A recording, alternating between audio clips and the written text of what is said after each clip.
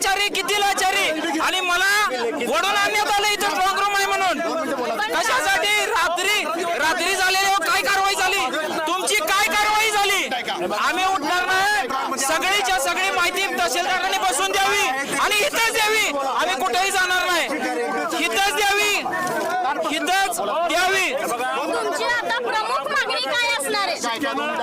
तहसीलदारांकडे किंवा इतर कोणाकडे तुमची प्रमुख मागणी काय असणार आहे? टोटल वोटिंग मध्ये 2000 मतदान ज्यादा दिसतंय प्रत्यक्ष मोजणीपेक्षा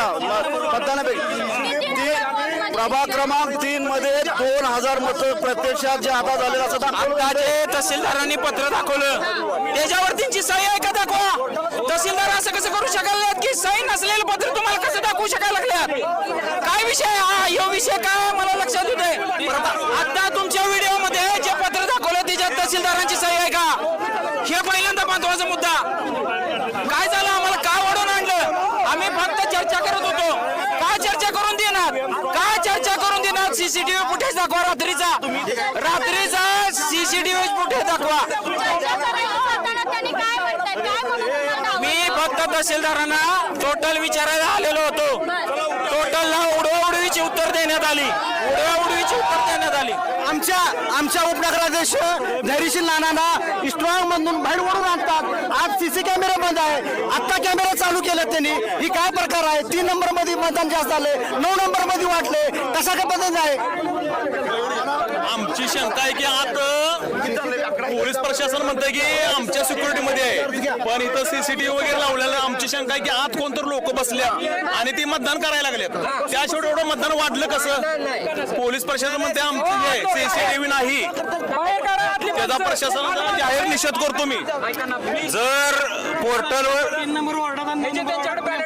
3 नंबर मध्ये 996 मतदान झालं असताना 3300 मतदान झालेले दाखवले। 10 नंबर मध्ये सुद्धा 1973 एकूण मतदान आहे। 1566 मतदान झालं असताना 10 नंबर मध्ये सुद्धा 3260 मतदान असं दाखवले, असं केलेलं आहे।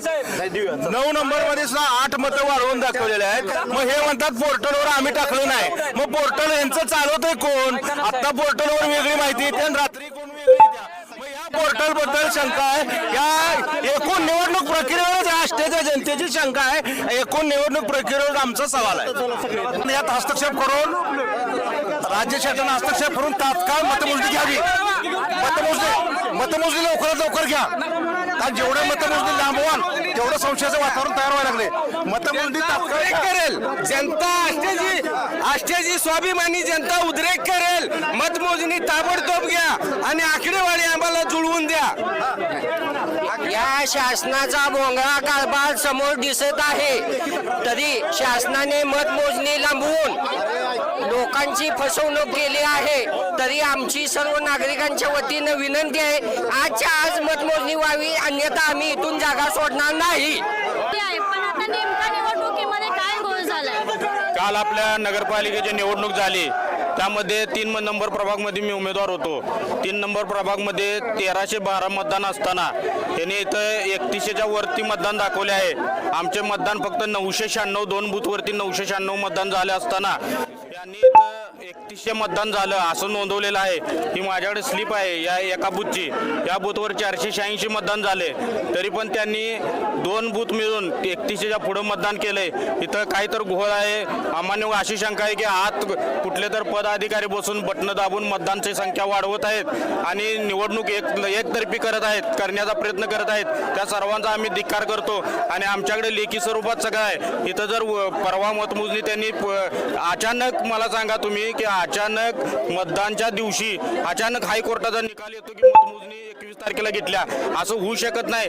कोर्ट पण कुठं तर मॅनेज आहे। आम्ही या सर्व गोष्टीचा धिक्कार करतो।